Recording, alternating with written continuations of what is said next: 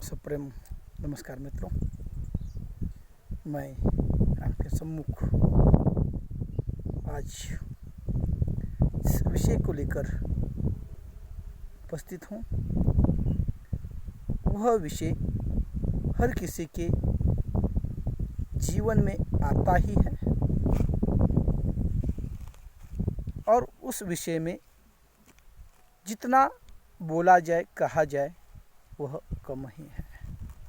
ऐसा विषय जो जीवन में निस्वार्थ भाव से त्यागमय जीवन जीने वाली माता, जिसे मराठी में आई कहा जाता है, आत्मादिक ईश्वर, उस माँ के बारे में कुछ पंक्तियाँ जुड़ गई हैं। वैसे देखा जाए तो भारतीय संस्कृति में मातृ देवो भव से ही प्रारंभ होता है और भगवान गणेश जी ने भी जब अग्र पूजा के लिए पृथ्वी की प्रदक्षिणा की, सब देवताओं में स्पर्धा लगी थी, तब गणेश जी ने अपने माता पिता को ही प्रदक्षिणा डालकर अग्र पूजा का पहला मान प्राप्त किया था। इतना ही नहीं, तो ये भी हम देखते हैं कि खुद ईश्वर भक्त पुंडलिक को मिलने आए थे, इसलिए कि भक्त पुंडलिक अपने माता पिता की सेवा कर रहा था और इस कारण उसे मिलने के लिए जब भक्त पुंडलिक आ गए थे तब आगे की बात आपको पता ही है। तो इस तरह से माँ का एक अस्तित्व मनुष्य के जीवन में होता है, जो माँ सिर्फ और सिर्फ जिस संतान के लिए संसार को एक सीख देती है, त्याग की भावना सिखाती है, निस्वार्थ प्रेम सिखाती है, जो कि बिगैर किसी अपेक्षा से अपना जीवन वहाँ पर कर्तव्य, जीवन भर कर्तव्य करते करते वहाँ पर अर्पित करती है और इसीलिए उस माँ का भारतीय संस्कृति में या मनुष्य जीवन में महत्वपूर्ण स्थान माना जाता है। जैसे बचपन में हम देखते हैं जब शिशु अवस्था में होते हैं, तो शिशु अवस्था में रोने वाला बच्चा, उसे अगर वो रोता है तब उसके सामने अगर बहुत सारी भीड़ है, बहुत सारी स्त्रियां हैं, लेकिन जब तक उसे अपनी माँ दिखाई नहीं देगी तब तक वो चुप नहीं बैठेगा, क्योंकि वह आत्मीयता वहाँ पर उसके साथ जुड़ी हुई होती है। और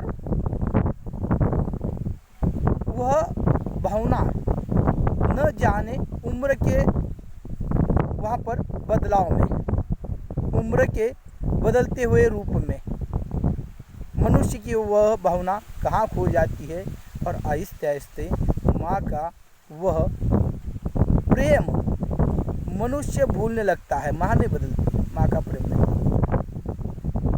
और माँ का वह सेवा भाव भी बदलता नहीं है। एक बार इसी तरह से कबीर को किसी बात को लेकर वहाँ पर उपाधि मिली थी और वो खुश हो गए और उन्होंने कहा कि माँ, आज मुझे उपाधि मिली है, मैं तुम्हारी सेवा करूँगा। माँ ने कहा, बेटा तुमने कहा है, यही मेरे लिए बहुत बड़ी बात है। लेकिन कबीर मानने वाले नहीं थे, इसलिए उन्होंने कहा नहीं नहीं नहीं, मुझे सेवा करनी है। तो माँ ने बेटे की परीक्षा लेने के लिए कहा कि रात में कहा, बेटा एक गिलास पानी दे दे, मुझे प्यास लगी है। कबीर ने पानी दे दिया। 2 घंटे बाद फिर माँ ने कहा, बेटा मुझे प्यास लगी है, पानी दे। कबीर ने फिर पानी दिया। फिर 2 घंटे बाद माँ ने कहा, बेटा मुझे प्यास लगी है, पानी दे। कबीर ने पानी दे दिया।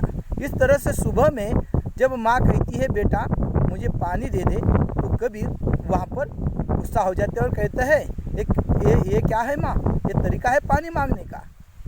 तुमने मुझे मेरी नींद भी वहाँ पर पूरी नहीं होने दी।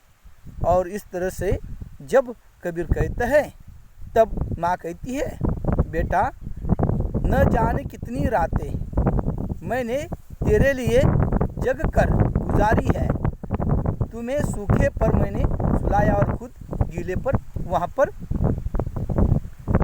सो गई। न जाने ऐसे कितनी रातें। तो उस तरह से माँ की सेवा भाव या माँ की सेवा कोई कर नहीं सकता। तो इस तरह से वहाँ पर एक माँ का अस्तित्व वहाँ पर जीवन में होता है। और उस माँ की सेवा या सेवा से पार पाना मनुष्य को संभव नहीं है। और इस तरह का माँ का अपना एक महत्व है। और उसी बात को लेकर वहाँ पर एक कविता आपके सामने प्रस्तुत करने जा रहा हूँ।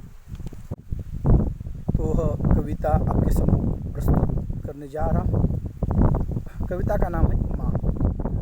सूरज की तरह खुद जलकर जगत को रोशनी देती है माँ। सूरज की तरह खुद जलकर जगत को रोशनी देती है माँ। कभी थकी नहीं, कभी रुकी नहीं, कभी थकी नहीं, कभी रुकी नहीं। हाथ जलाकर अपने रोटी बच्चों को खिलाती, हाथ जलाकर अपने रोटी बच्चों को खिलाती। कर्तव्य पथ पर कभी थकी नहीं, हारी नहीं माँ। कभी थकी नहीं, कभी हारी नहीं माँ। चूल्हे में लकड़ी जलकर राख बनती है। चूल्हे में लकड़ी जलकर राख बनती है। पर रोटी बनाने में अपना जीवन त्याग देती है। पर रोटी बनाने में अपना जीवन त्याग देती है। वैसे ही होती है माँ, वैसे ही होती है माँ। सूरज की तरह खुद जलकर जगत को रोशनी देती है माँ।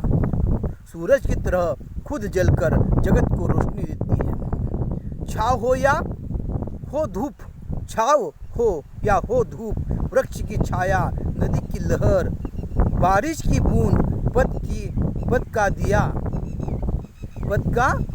पद के दिए सा सहारा बनती है माँ। पद के दिए सा सहारा बनती है माँ। सूरज की तरह खुद जलकर जगत को रोशनी देती है माँ। चाहे हो हालात कैसे